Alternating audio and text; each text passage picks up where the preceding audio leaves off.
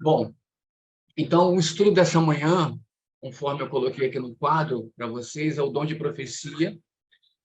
Eu acho que todos conseguem identificar bem, tá? E eu queria fazer uma pergunta para vocês, e se vocês puderem, de repente, responder de forma verbal, seria melhor. É uma pergunta simples, vocês podem responder de forma simples também, de acordo com o entendimento, conhecimento de cada um. Eu creio também que, por conta, não somente por conta de sermos adventistas do sétimo dia, mas até pela experiência que a gente vem tendo, né, em termos de conhecimento ao longo desses últimos anos, o movimento, a gente consegue, eu acho que, responder essa pergunta de forma simples. Assim, na opinião de cada um de vocês, o que seria o dom de profecia? Como é que vocês conseguem entender o que é um dom de profecia? Então, deixa eu ver aqui no chat. Ok. Vocês têm alguma definição do que seria dom de profecia? Alguém pode falar alguma coisa? Senão, a gente parte aqui para o início. Um presente de Deus, uma boa resposta. E realmente isso é verdade. Isso é Tem muito uma bom. mão levantada aí, Marcos.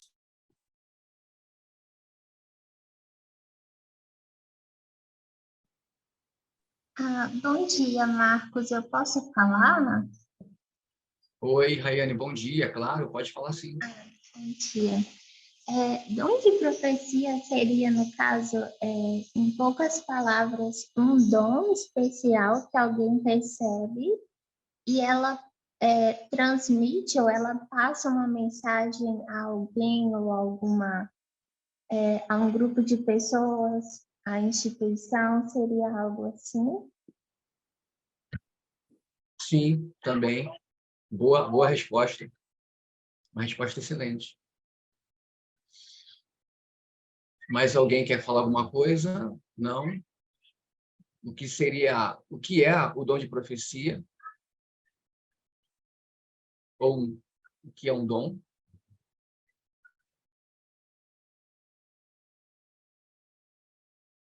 Ok, então. Bom, então vamos lá. O dom, eu fiz uma pesquisa aqui em alguns revelações dadas por Deus para o seu povo. Perfeito também. Muito bom, a Lúcia e a Helena. Obrigado, Lúcia.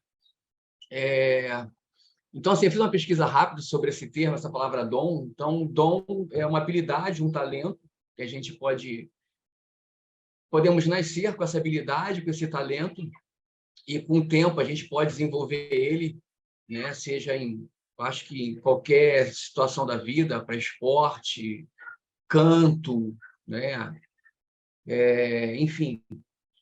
Mas também eu pude perceber, através desse estudo que eu fiz na internet, através do Aurélio, através de pesquisa, enfim, que o dom também ele pode ser desenvolvido, né? A gente, através de treinos,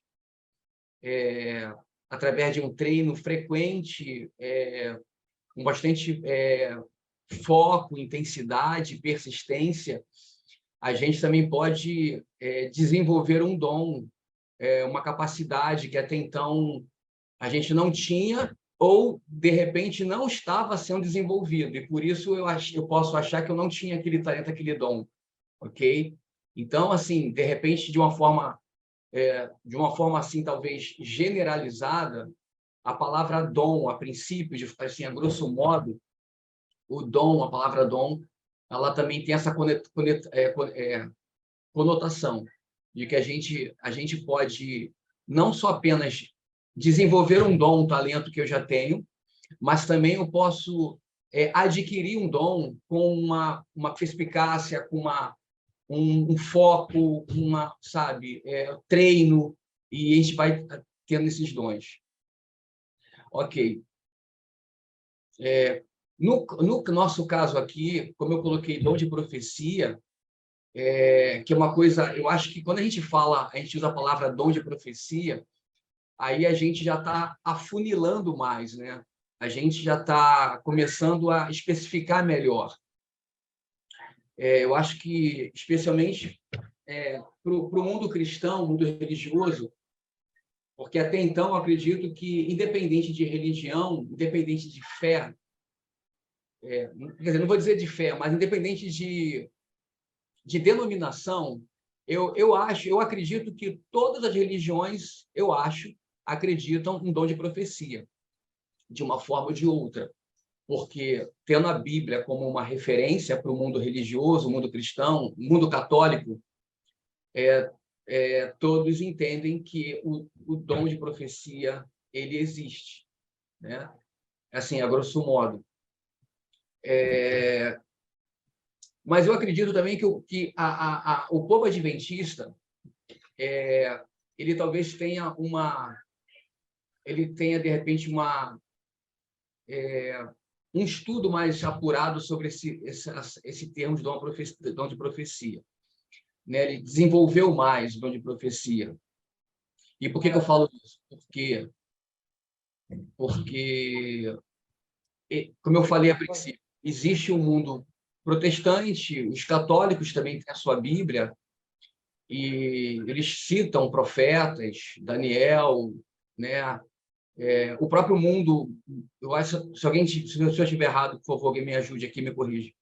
Mas eu acho que o próprio mundo muçulmano, né?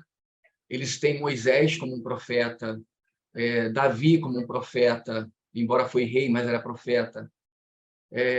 Então, quando a gente pega todos os seres humanos e, de uma forma generalizada, as pessoas que têm a sua crença, a sua fé em Deus, e mesmo que creiam em parte da Bíblia, alguns creem em parte da Bíblia, outros creem na Bíblia como um todo, eu acho que elas não ignoram o dom de profecia, tendo a Bíblia como base, como a estrutura para esse conhecimento.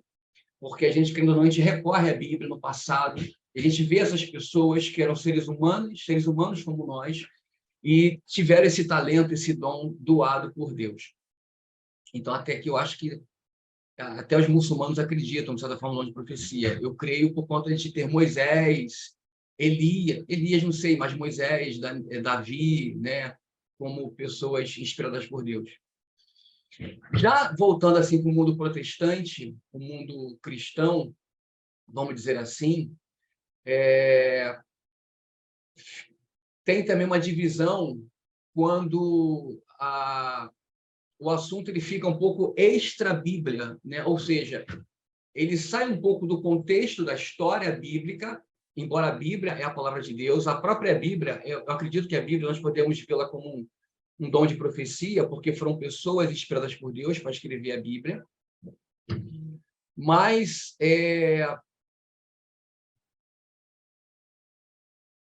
quando sai um pouco da parte da Bíblia e vem já para uma época, assim, entre aspas, mais contemporânea à nossa geração, eu me refiro agora ao tempo do fim para cá, né, para o mundo protestante, de uma forma generalizada, esse dom de profecia, talvez, parece que ele não tem, talvez, muito valor, porque aí eles não aceitam a questão da inspiração de Miller, a inspiração dada a Samuel Snow, podemos dizer assim, a Ellen White, né? E mais especificamente, falando de Ellen White, a vida, né? Uma vida longa desse dom profético que Deus concedeu a ela ao longo de muito tempo. Se eu não me engano, talvez, eu acho que foram 70 anos, não sei, não lembro mais.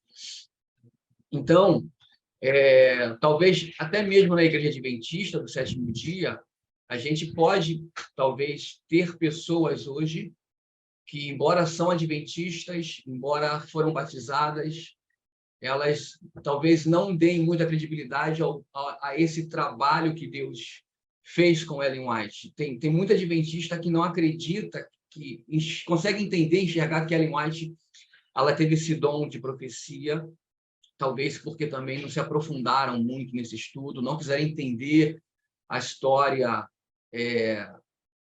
millerita, né, para poder, então, ou o próprio contexto bíblico mesmo, para poder entender, ou não só entender, mas aceitar ele mais como profeta.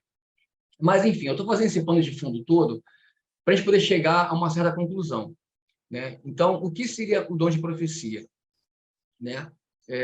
O dom de profecia é um dom que Deus, ele, como o Daniel falou ainda agora, é um presente de Deus para nós, seres humanos, né? Porque Deus, ele gosta tanto da gente, ele quer ver tanto o nosso bem, que até isso ele divide com a gente. Ele reparte aquilo que é dele um pouco com a gente, que é um dom de profecia, que é um dom de anunciar, de ter um momento de conhecimento profético, dos segredos de Deus para a gente. E aí, quando eu passo a ter esse dom de Deus, através de um relacionamento, um contato com Deus, então, a gente então começa então a desfrutar de um conhecimento que a gente não tinha, ou tinha parte de um conhecimento e ele é desenvolvido através desse dom, dessa prática, desse exercício, do estudo, dessa comunhão, e Deus vai ampliando isso com a gente. Bom, para não ficar muito nas minhas palavras, eu queria abrir aqui a Bíblia com vocês.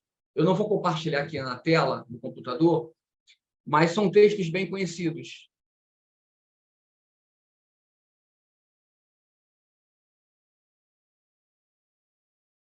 São textos bem conhecidos. Ah, tá. Tá bom assim? Melhorou? Me pediram para me posicionar aqui para aparecer meu rosto inteiro. Deixa eu ver aqui. Melhorou? Aqui? Tá bom aqui?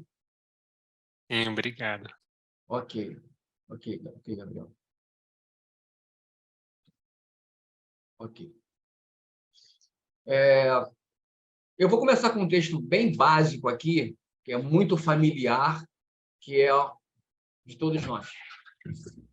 Se alguém tiver a Bíblia aberta aí, ou se tiver o aplicativo, está em Amós, que é um texto bem conhecido da igreja. Amós, capítulo 3, versículo 7.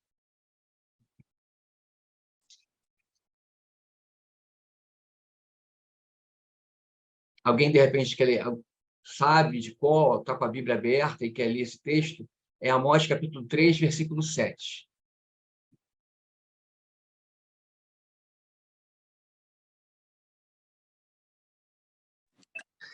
Pode ler? Pode, fica à vontade. Certamente o Senhor Deus não fará coisa alguma sem ter revelado o seu segredo aos seus servos, os profetas. Ok, obrigado.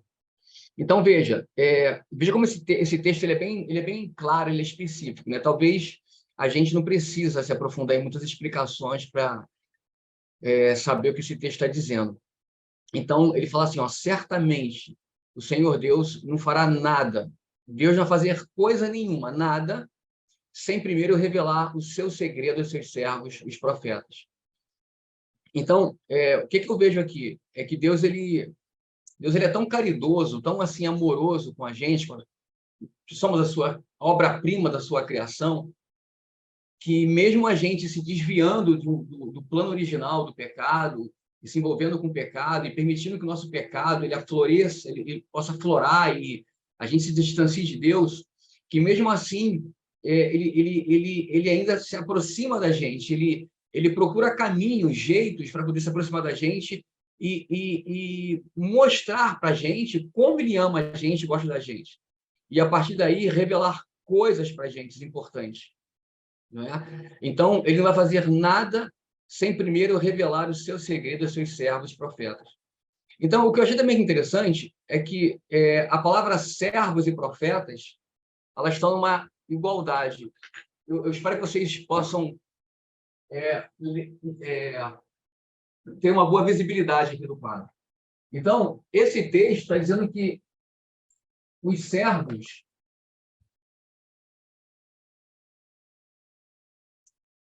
eles são iguais aos profetas.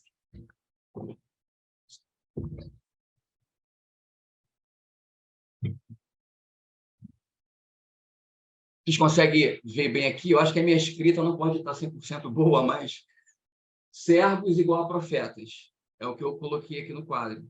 Eu apenas coloquei aqui o que a Bíblia está dizendo. Então, Deus não fará nada sem primeiro revelar, então, esse seu segredo.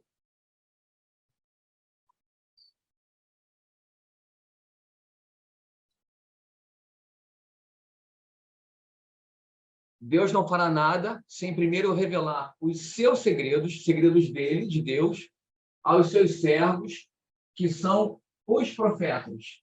Ok? Então, o que eu estou percebendo aqui? Que os profetas nada mais são pessoas, são seres humanos, são servos de Deus. Então, servos e profetas são a mesma coisa, tá? Tem o mesmo significado para Deus. E aí agora Deus pega aquilo que é segredo dele, que até então não estava exposto à humanidade, não estava claro. Então Deus ele repassa esse segredo aos seus servos, os profetas, tá? Até aqui tudo bem? Alguém quer falar alguma coisa?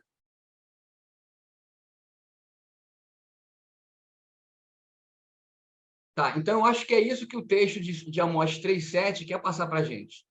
Né? Deus não faria nada sem anunciar para esses seus profetas, servos, profetas, aquilo que ele tem que fazer.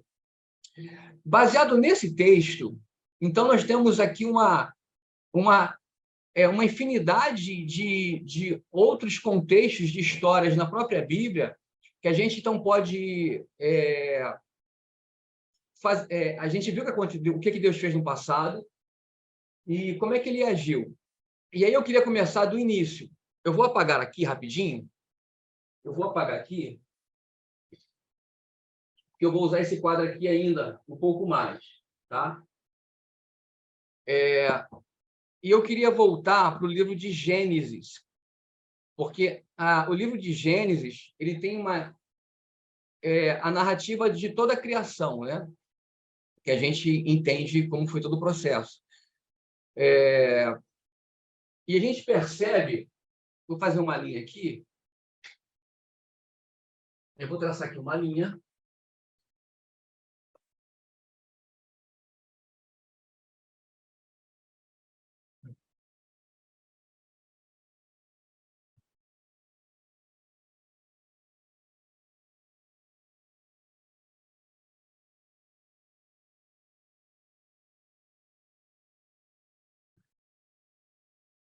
Aqui eu escrevi a palavra criação.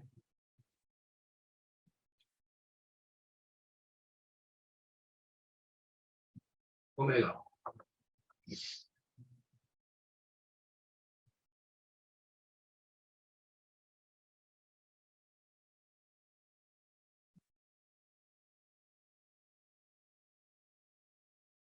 Aqui eu coloquei uma linha. Vocês conseguem visualizar aqui a palavra criação?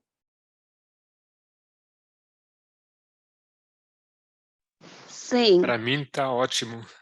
Tá. Para ler perfeitamente.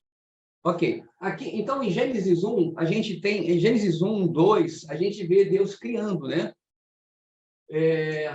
E no capítulo 3 de Gênesis, a gente tem, vou botar aqui mais ou menos aqui, de repente, no capítulo 3, nós temos aqui, então, o pecado. O pecado, vou botar aqui de Eva e Adão. Ok? Então, os dois primeiros capítulos, Deus cria, especialmente o primeiro. Adão e Eva estão dentro desse contexto do capítulo 2. No capítulo 3, já nos é revelado, através do dom de profecia, né? Que não poderia ser de outra forma, por Moisés, que houve o pecado. E, infelizmente, o pecado foi... Bom, Eva e Adão pecaram, né? E até o capítulo 5, se eu não estiver enganado, deixa eu dar uma olhadinha aqui na Bíblia, aqui, isso é uma cola aqui da Bíblia. Do capítulo 3 para o capítulo 5,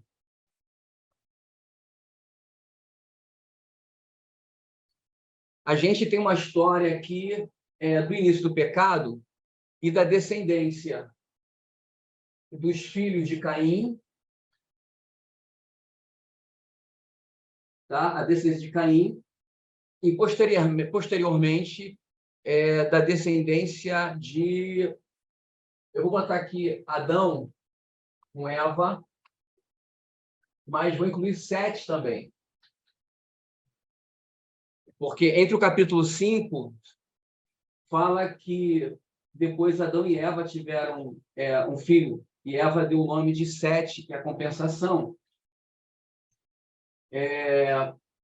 Então, nesse relato, parece que, após o pecado, a gente dá a entender que, pelo menos na Bíblia, não tem esse dom de profecia, né, que é um dom de Deus concedido ao ser humano, com o objetivo de revelar os seus segredos aos seus servos. Porque, assim, pelo menos na Bíblia, a gente tem uma parte, que é o capítulo 5, 4, da genealogia, da idade deles, e no capítulo, deixa eu ver aqui rapidinho, deixa eu só pegar aqui minha cola.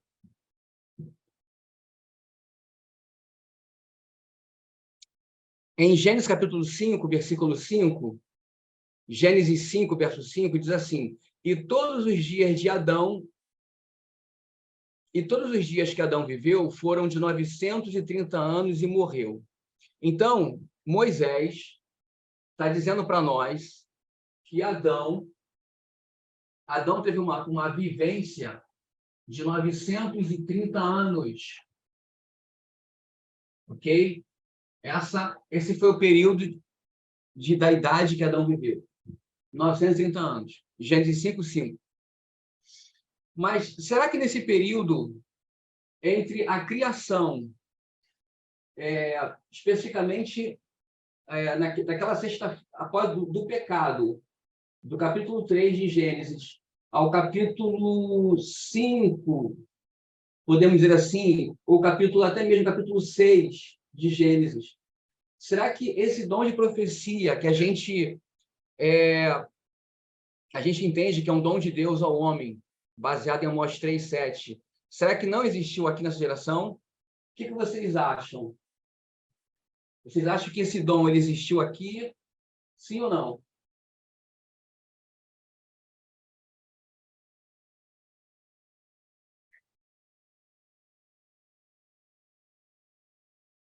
Amós diz que Deus não faria nada sem primeiro revelar os seus segredos aos seus profetas. Bom, eu vou ler aqui um texto de Ellen White, no livro Patriarcas e Profetas. Patriarcas e Profetas, deixa eu só ver aqui. Patriarcas e Profetas, capítulo 6, tá? Trata sobre Sete e Enoque. É a página 47.2. Se você tiver seu aplicativo aí, Patriarcas e Profetas, 47.2. E a gente vai ler aqui, ok? Deixa eu pegar aqui rapidinho.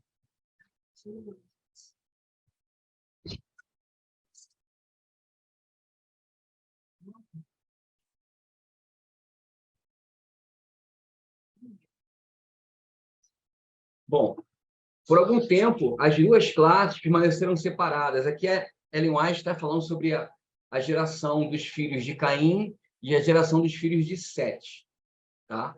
Não de Abel, porque a gente sabe que Abel foi morto.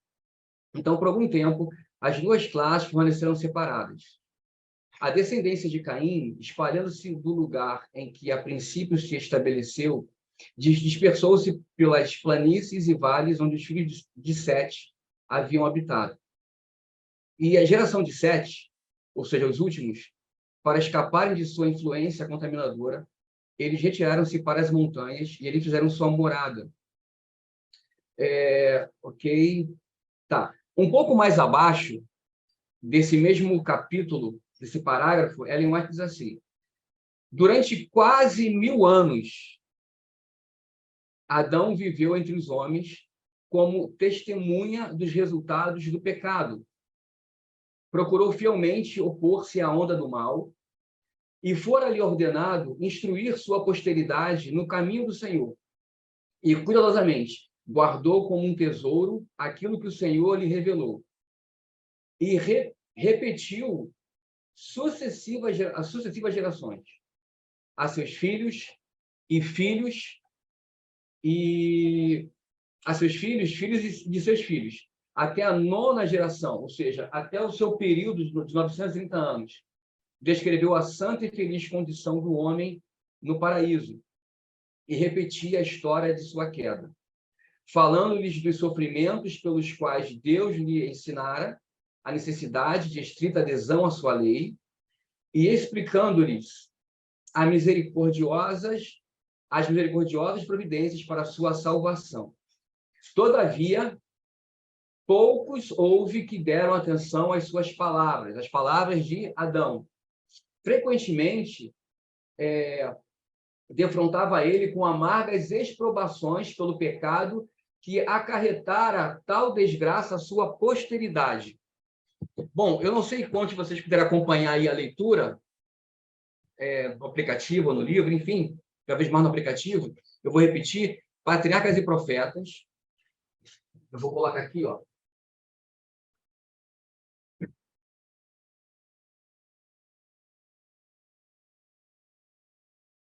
Patriarcas e Profetas, página 47.2, tá? E aí vai um pouquinho mais da verdade. Então, baseado nesse parágrafo aqui que a gente leu aqui de Moisés, de Ellen White, ela está dizendo que foi dado a Adão a oportunidade de contar a essa posteridade, a essas gerações, o que aconteceu no passado. Falar sobre a criação, como Deus havia criado o mundo, como Deus havia feito as coisas que todo mundo já sabia até aqui, né? E o porquê do sofrimento deles. Por que haviam agora pessoas que já, de repente, não criam mais em Deus, a maldade, enfim, a crueldade. E Adão, como uma testemunha viva e ocular ali, né? Que era ele que foi criado por Deus, o primeiro ser humano, o primeiro homem.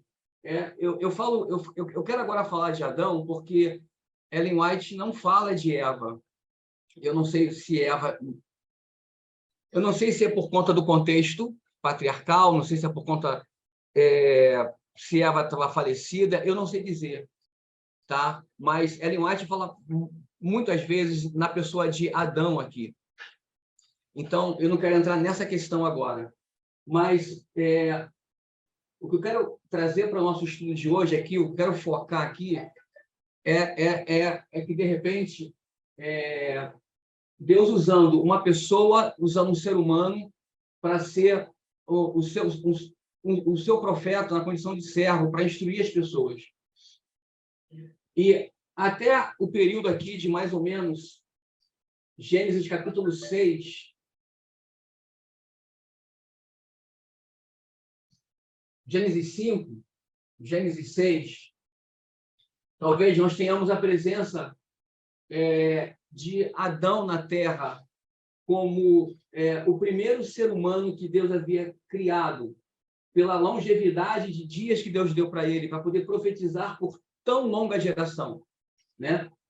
E, enfim, então a gente começa a perceber que, embora não está explicitamente escrito na Bíblia, e não está explicitamente escrito aqui pelo menos aqui nessas primeiras partes aqui de Patriarcas e Profetas, que Adão ele recebeu o dom de profecia, ele não está escrito que ele foi um profeta, mas pelo o contexto a gente já subentende que ele foi agraciado por Deus para ter esse dom de profecia, e pela sua própria experiência de vida que ele passou ali como o primeiro ser humano que foi criado por Deus, ele teve a oportunidade de conhecer o mundo antes do pecado, ter uma experiência antes do pecado. ter uma experiência assim presencial de ter os anjos com ele, o próprio Cristo com ele, e depois do pecado eles perderam esse privilégio, essa oportunidade. E aí começou a ver então as coisas ruins, né? Que o homem, no caso Caim, Adão e Eva passaram a ter também, que são de repente aquela guerra dos sentimentos com a razão. E isso está muito claro em Gênesis 3, 4, quando Deus fala com Caim que Caim poderia ter a oportunidade de não dar voz aos sentimentos dele, mas ele poderia parar e pensar e refletir que aquilo que estava pensando em fazer a ruim era o mal. Então, toda essa história, então, Adão começa a contar para essa geração aqui. Eu só queria voltar aqui no texto e ler o seguinte. Adão viveu entre os homens como testemunha dos resultados do pecado.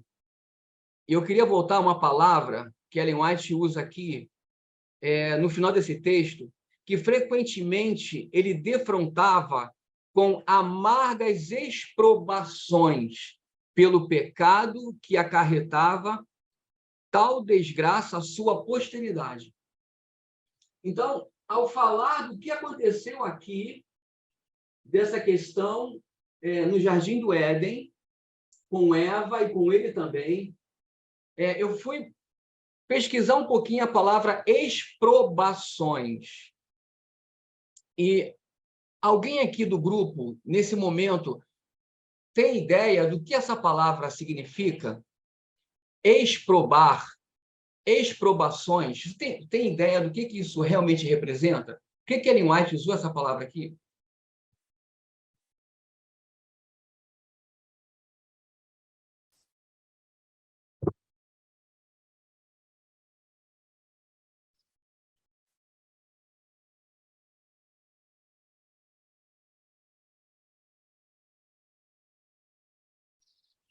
Não?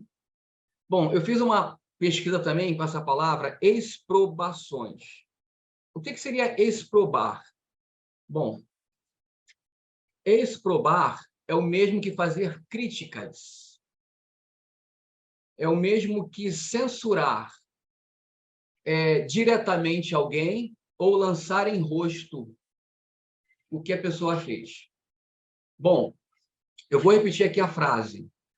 Frequentemente defrontava Adão com amargas exprobações, ou seja, com amargas censuras, com amargas críticas diretamente a ele pelo pecado que ele acarretou tal desgraça à sua posteridade. Então, o que Ellen White está dizendo aqui para nós hoje, para a gente possa entender? E que ela também entendeu, a geração dela também tinha que entender isso, que o fato de Deus, eu acredito que Deus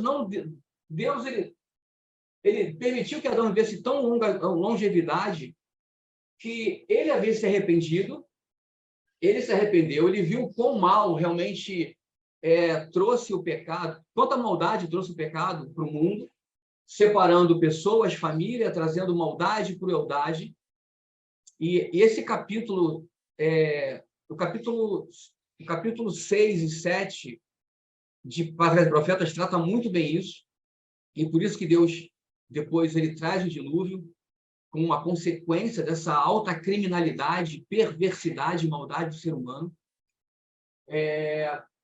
Então, ao Adão começar a falar do que aconteceu no passado com ele, com Eva, com Caim, com Abel, e ele relatar essa história toda,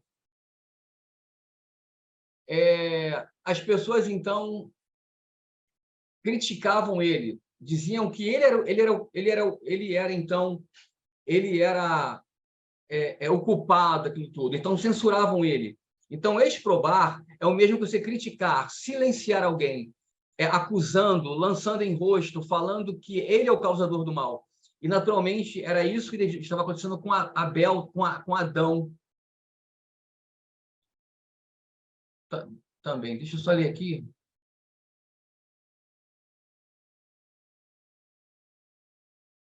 Queria muito saber que pecado foi esse.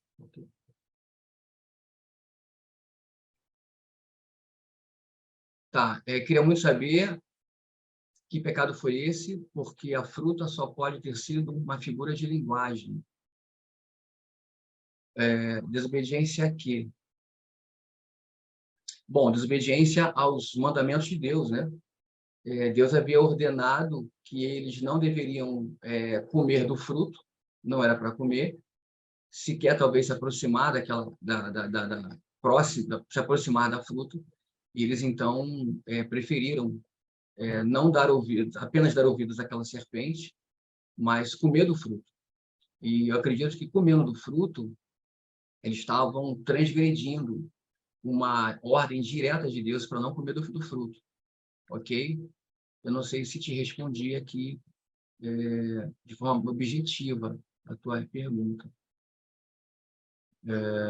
mas eu entendo que é isso. Tá. Ok. Bom, deixa eu voltar aqui para o contexto aqui da história. Nós estamos falando sobre dom de profecia. Então, eu acredito que tá começando a ficar claro para a gente que o dom de profecia ele é um dom direto dado por Deus a nós, seres humanos, com o objetivo de nos dar um momento de conhecimento profético e, ao mesmo tempo, de nos salvar também, nos ajudar no nosso plano de salvação, para que a gente possa entender o que está acontecendo, a gente se arrepender do caminho que a gente tomou, que a gente acha que é o melhor, ideal, a gente pensar, refletir sobre o momento, então, ter uma oportunidade que Deus está dando para nós, através de alguém que está falando, que está pregando, profetizando, está tendo uma mensagem, um segredo de Deus, como está em Amós 3:7, para que a gente possa, então, refletir. E, a partir dessa reflexão, a gente vai pesar e a gente vai tomar uma atitude. A gente vai seguir a Deus ou não. Ok? Alguém quer falar alguma coisa sobre esse tema, sobre esse assunto? Vocês podem ficar à vontade. Vocês podem abrir o microfone e falar. Ok? Ao mesmo tempo, eu queria perguntar para o Gabriel em relação ao tempo. Se eu tenho muito tempo ou não, Gabriel. E aí, já te digo, tá? Oi, não entendi, Gabriel, desculpa. Só deixa eu dar uma olhada aqui, já te falo. Tá.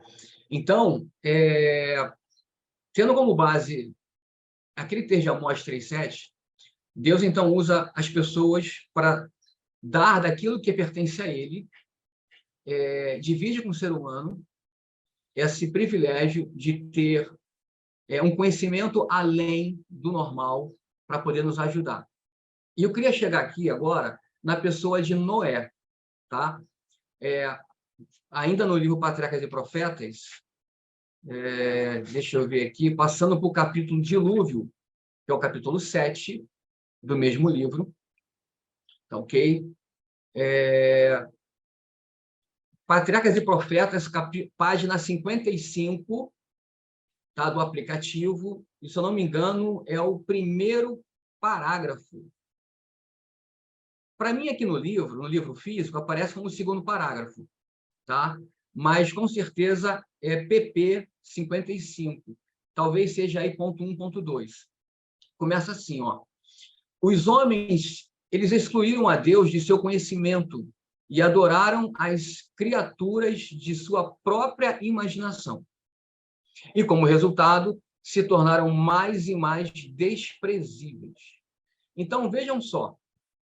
Há um comentário de Ellen White nesse livro que fala que, a despeito do pecado, a despeito da crueldade do homem, da sua violência, Deus não privou eles de intelecto, sabedoria e conhecimento. Não, Deus separou as coisas. Ok, vocês estão decidindo me excluir, né, da vida de vocês não querem ter mais relacionamento comigo, vocês não querem dar voz ao meu servo profeta, que é Adão, que está vivendo aí 9 gerações, para poder testemunhar de que ele realmente foi o primeiro ser humano criado por mim, não quer ouvi-lo. Então, Deus separa as coisas, ok, mas também não privou ele de conhecimento, né, de aprender sobre várias coisas, sobre construção, ciência, enfim, muitas coisas. E isso Deus deixou que eles pudessem progredir, assim como nos nossos dias também. A gente percebe que tem muitas pessoas no mundo que parecem que não creem em Deus, não querem se relacionar com Deus na condição de criatura e criador, para poder adorá-lo, servi-lo, mas Deus também não interfere no seu intelecto. Deus deixa as pessoas aprenderem, buscar conhecimento, explorar a natureza, a terra, a história, e isso vai expandindo o cérebro. Então, Deus não se interfere nesse aspecto. Deus é muito bom com o ser humano. E as pessoas elas têm a sua capacidade intelectual, umas mais, outras menos, enfim.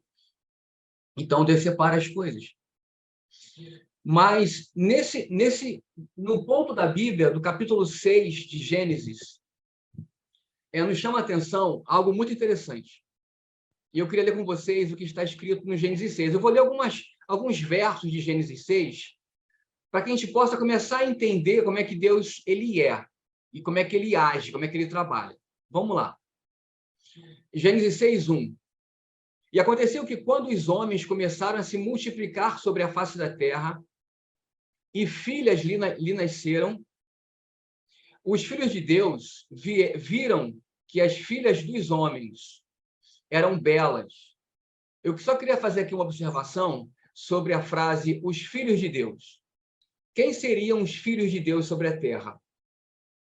A descendência de Sete, ok? Então, essa descendência, os filhos de Deus, viram que as filhas dos homens, os filhos dos homens quem são?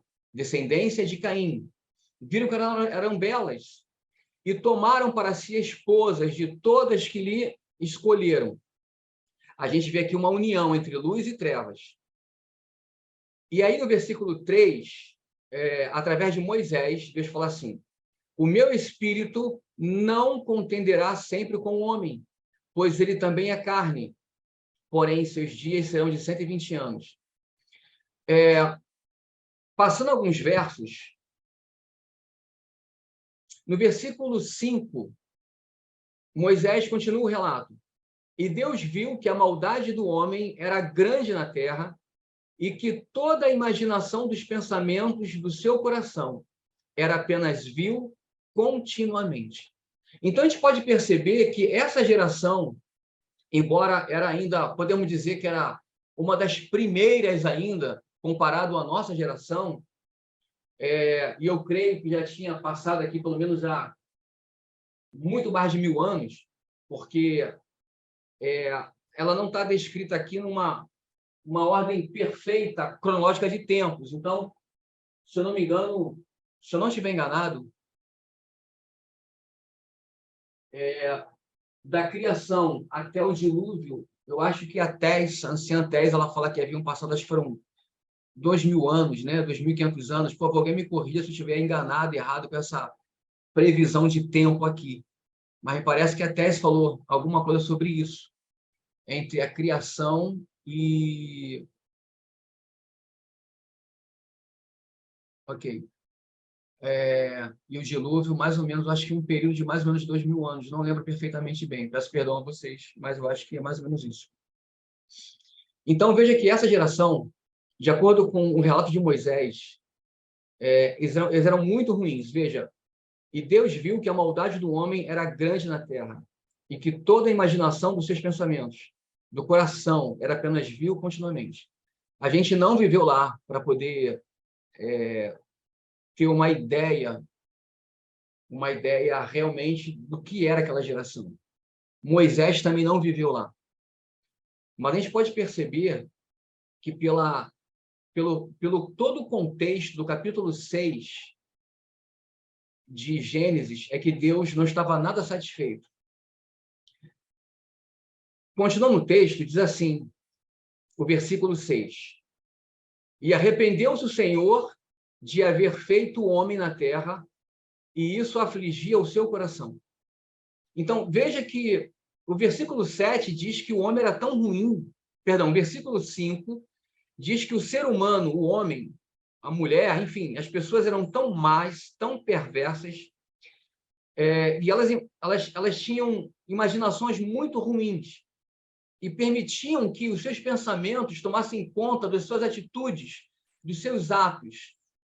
E eles faziam aquilo que eles realmente imaginavam que deveriam fazer em relação a crueldades e maldades. E isso foi tão assim, foi tão longe em consequências, que o versículo 6, Moisés expressa um sentimento de Deus muito esquisito até então. Moisés escreveu que Deus ele se arrependeu. Exatamente. O ser humano perdeu o caráter de Deus. Muito obrigado, o Nilson. A tal ponto de Deus se arrepender de ter feito o ser humano na Terra. E isso afligia o coração de Deus. É claro que a gente não pode olhar essa frase como se fosse, acredito que não foi uma surpresa para Deus isso. A gente sabe que Deus conhece o futuro desde o início. Deus tem um pleno domínio e controle do tempo, das consequências dos seres humanos, e Deus já sabia o que o pecado ia levar às pessoas.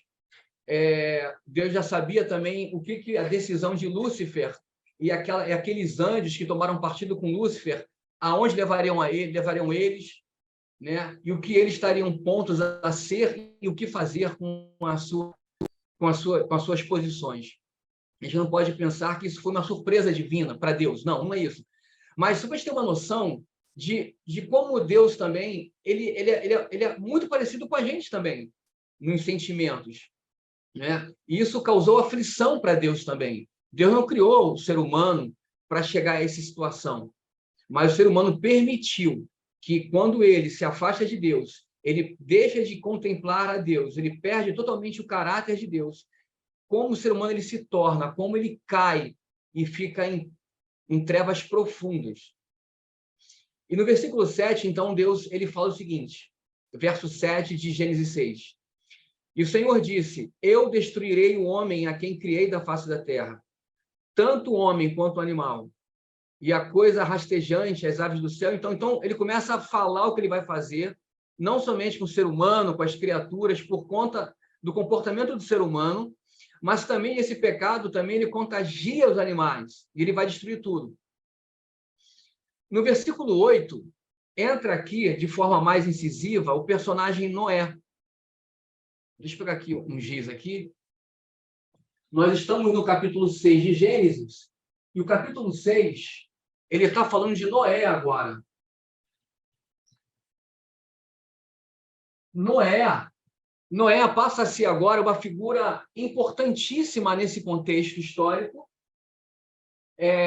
muito importante, porque, embora fica claro que Deus está usando o dom de profecia dele, o dom profético dele, na pessoa de Adão, durante essas 9 gerações, mas Adão ele morre também. Adão ele deixa de existir, ele morre. E essa mensagem de amor, de revelar os segredos de Deus, seus profetas, ela passa de um para o outro. E o segundo personagem que Deus agora entende, olhando para a Terra, que pode dar um prosseguimento a essa mensagem, a esse dom de profecia, era quem? Era Noé. Agora, por que era Noé? O que me chama a atenção, eu acho que chama a atenção de vocês também, é que Noé, ele vivia no mesmo contexto daquelas pessoas. Eu quero fazer aqui um desenho muito insignificante, porque eu não sou bom de desenho, do planeta Terra. Então, digamos que aqui esteja o planeta Terra. Tá? Por que eu desenhei a Terra assim? Porque não havia o dilúvio ainda. A Terra era uma só. Tá? Não havia o dilúvio, então não havia divisões. Dentro desse contexto aqui do planeta Terra,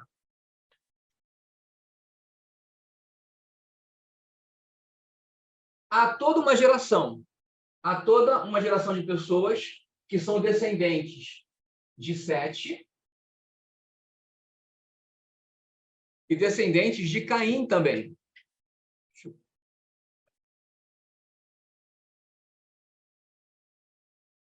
Ok? A gente percebeu que no capítulo 5 de Gênesis, no capítulo 6, perdão, em um certo momento, a descendência de Sete, ela olhando para as filhas, as mulheres que eram descendentes de Caim, eles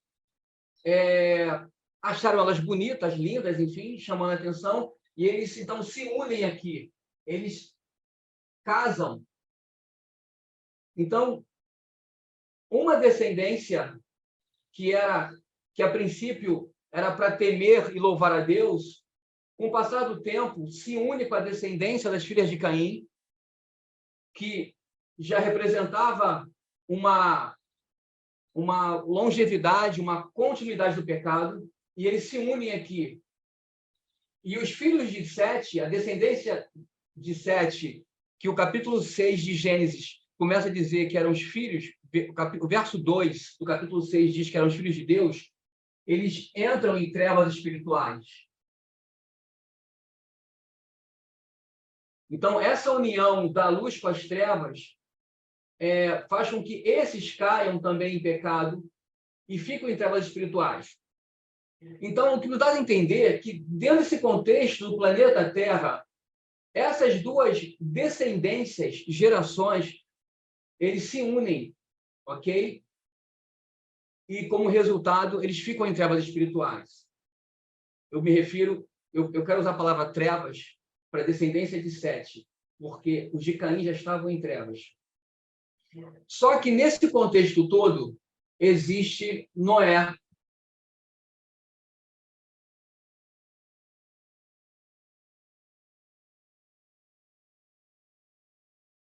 Existe Noé. Nasce Noé.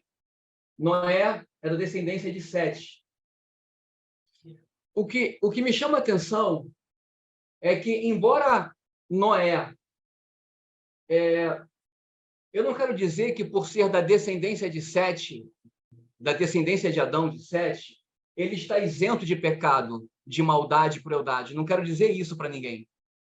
Mas, diferente desses que preferiram se envolverem com a descendência de Caim, ele não fez isso. E por que eu falo isso? Porque a Bíblia afirma isso para a gente. Quem dá essa resposta, essa definição para a gente é a própria Bíblia, a palavra de Deus. E diz assim, aqui,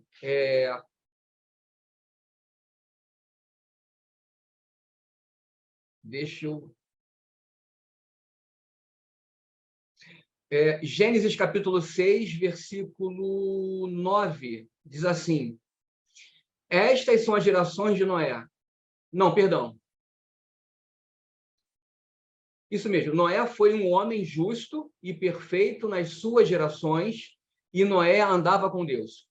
Eu estou lendo Gênesis 6, versículo 9, ok? O versículo 8 já dizia anteriormente que Noé encontrou graça aos olhos do Senhor. Após Moisés trazer para nós o relato da insatisfação de Deus com o ser humano, da condição que o ser humano se encontrava por se afastar de Deus, da sua glória, do seu caráter, e se tornar quem eles foram,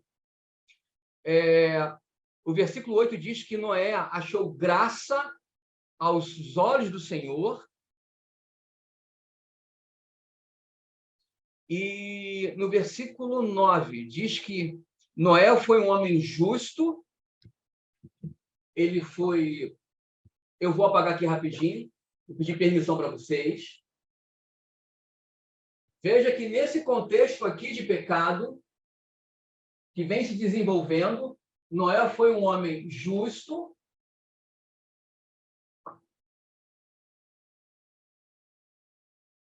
e perfeito.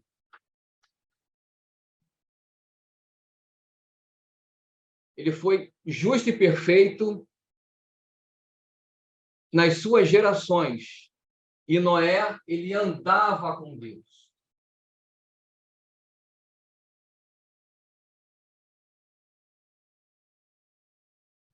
Veja, Noé, ele era foi um homem justo, perfeito, e ele andava com Deus. A pergunta que eu poderia fazer para vocês, mas eu não quero fazer porque já são 10h36 e meu tempo está terminando. Por que Noé, dentro desse contexto todo aqui, Noé não estava na criação? A gente sabe disso. Se eu não me engano, se eu não me falha a memória, Noé viveu, eu acho que Adão viveu até o ano 600 da vida de Noé. Então, eu posso afirmar para vocês que Noé conheceu Adão. Eles tiveram algum contato físico. É muito provável que Adão ele conversava com Noé. Agora, por que então, dentro desse contexto todo, nós temos uma pessoa assim? Por que ele foi justo? Por que ele era perfeito? Veja que ele era justo e perfeito aos olhos de Deus. Porque Moisés, como não estava lá e não poderia estar, Moisés agora, assim, sendo usado por esse dom profético de Deus, ele já cria também nesse contexto. Ele volta na história agora com Cristo para escrever essa história toda. E ele viu que a despeito desse contexto ruim e maléfico que as pessoas tomaram para si, Noé, ele entendia que Deus havia criado um mundo perfeito, belo, justo, bom para todo mundo, bom para os animais. E, em função de um pecado de Eva e de Adão, o mundo passou a ser o que Adão já sabia o que era, mas isso diferente daquela geração que ele ainda vivia. A Noé, o que eu quero passar aqui para vocês é que Noé, ele preferiu tomar um comportamento diferente das outras pessoas. Não importa se as pessoas eram vizinhos, amigos, eram família. O que estava em jogo ali era o amor de Deus para com as pessoas. Era uma oportunidade que Deus estava dando para as pessoas de ter um mesmo conhecimento de Deus, de voltar na história, de acreditar em Noé como um homem, um servo de Deus. Perdão, Noé não, Adão como um servo de Deus, o primeiro ser humano criado no mundo, aqui na criação, e que Deus deu a ele uma condição de vida bem longínqua para quando chegasse aqui, eu vou usar aqui um termo aqui, às vésperas de um dilúvio, praticamente isso, ele pudesse então anunciar essa geração, que eles poderiam mudar de pensamento, mudar de comportamento, ou seja, da mesma forma como Cristo queria que Caim mudasse a sua atitude, Caim não precisava alimentar um pensamento de ódio, raiva contra o irmão. O que o irmão fez contra ele? Absolutamente nada. Nada. O irmão apenas acolheu o correto, entendeu o correto. Ele viu o correto era sacrificar um animal. Mas, talvez tomado pelo orgulho, não sei, ele quis afrontar a Deus, levou do fruto da terra, dos cereais, das frutas, enfim. Mas não era aquela oferta que Deus queria. Então, Noé, diferente da sua geração, ele entendeu o contexto e ele não quis ser como essas pessoas. Noé, ele não exprobou Adão.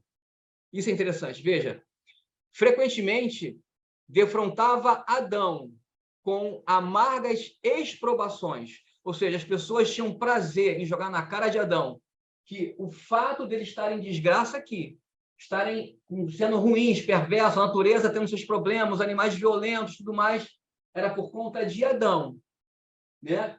E ao invés de usar uma consciência para poder se arrepender, né? Olhar Adão como mensageiro, uma pessoa arrependida, que também estava sofrendo com aquela situação. Adão também estava sofrendo junto com eles. Eles preferiam não se comportar como Adão, mas eles preferiram, então, censurar Adão, sabe, diretamente, fazer críticas a Adão. E Noé não era assim. O que me chama a atenção é que essa geração aqui era muito próxima uma das outras, por conta das suas longevidades de idade, de tempo. talvez uns para mais, outros para menos. E quando chega no capítulo 6 de Gênesis, que Deus está para trazer o dilúvio à terra, na época de Noé, precisamente, a Bíblia diz para a gente, esse texto lindo, maravilhoso, que a gente acabou de ler, que Noé, era um homem justo, perfeito, ou seja, totalmente oposto à geração dele, e que muitos também conheceram Adão, porque ele escolheu andar com Deus. Ele escolheu entender o contexto profético. E não ser como as pessoas da sua geração eram. Tá? Mas olhar para trás, voltar na história e se arrepender dos seus atos. E mudarem também. Então, eu vejo esse tema muito interessante como dom de profecia, porque isso não muda em nada hoje também. Nós não temos ninguém desse contexto vivo mais. Ninguém, nenhum deles. Perfeito. Noé tinha o caráter de Deus, é isso mesmo.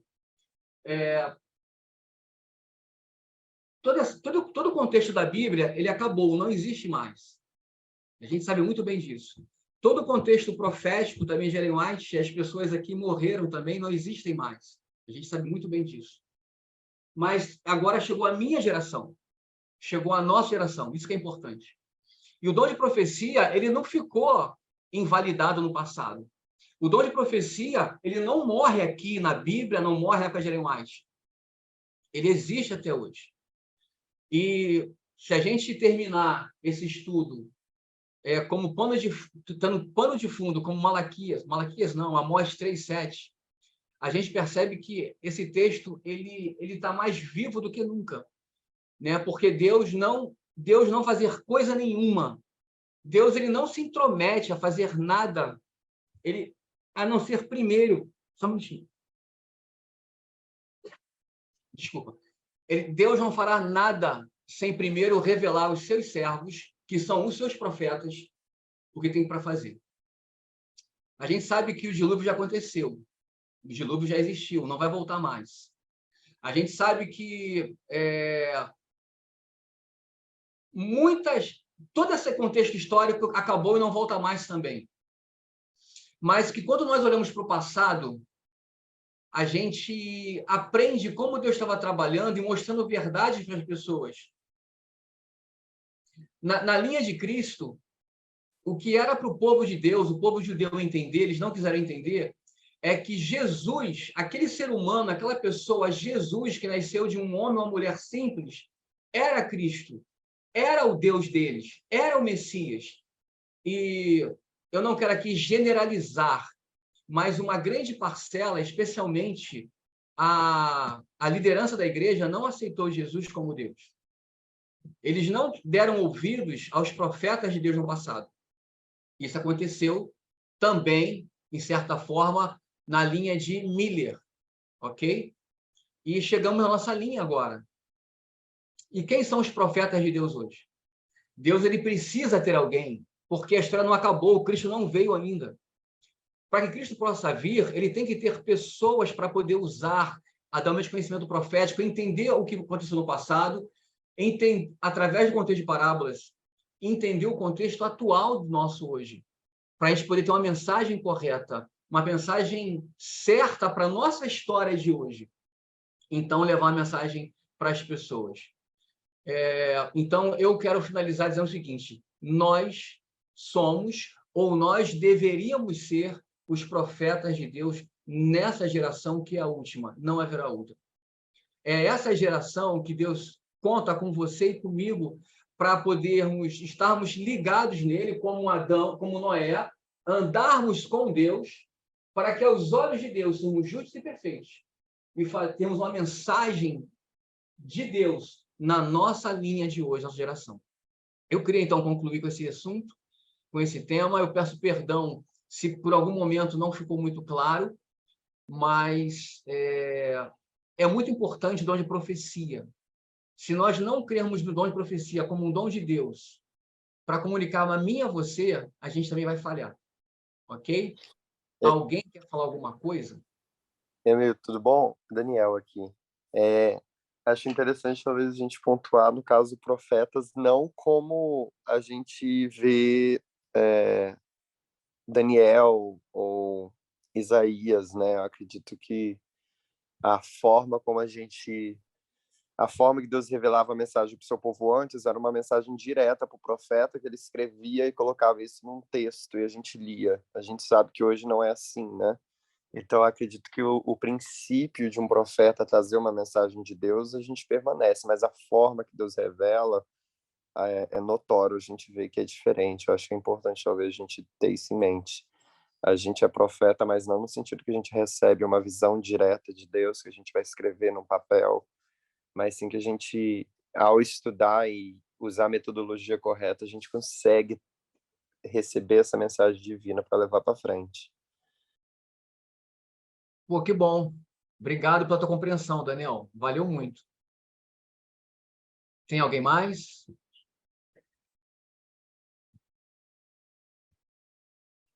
Tem algumas ponderações aqui no chat, mas o que está colocado aqui, acho que a gente já sabe, não é muita novidade para ninguém. Então, vamos encerrar com uma oração, então? Vamos ajoelhar? Vamos orar? Bondoso Deus, muito obrigado por essa oportunidade que o Senhor nos concede de podermos voltarmos no passado e entender como o Senhor agiu e o que o Senhor fez no passado por amor a cada geração. O Senhor não trouxe nenhum tipo de... O Senhor não fez justiça e não trouxe juízo para nenhuma geração que fosse, sem que antes, através do seu servo ou dos seus servos, os profetas, o Senhor pudesse advertir as gerações passadas, pudesse, ou seja, revelar os seus pensamentos, os seus segredos, compartilhar do seu amor por cada um deles, e permitindo que cada um deles, uma vez conhecendo dos seus segredos, da sua misericórdia, tomasse as suas decisões. Não é diferente hoje. Então, que nós possamos ter isso muito bem assim definido em nossas mentes, e possamos entender essa história, e possamos permitir, por amor a Ti, por amor às pessoas, nossos contemporâneos, também sermos usados como Teus servos, para sermos usados por Ti, tendo uma mensagem de advertência, que, na verdade, é a revelação do Teu caráter, do Teu amor a essa geração, que é a última, antes do década dominical, antes que feche a porta da graça, e os casos serão definidos. Nós somos gratos a Ti, pedimos perdão pelos nossos pecados, em nome de Jesus. Amém.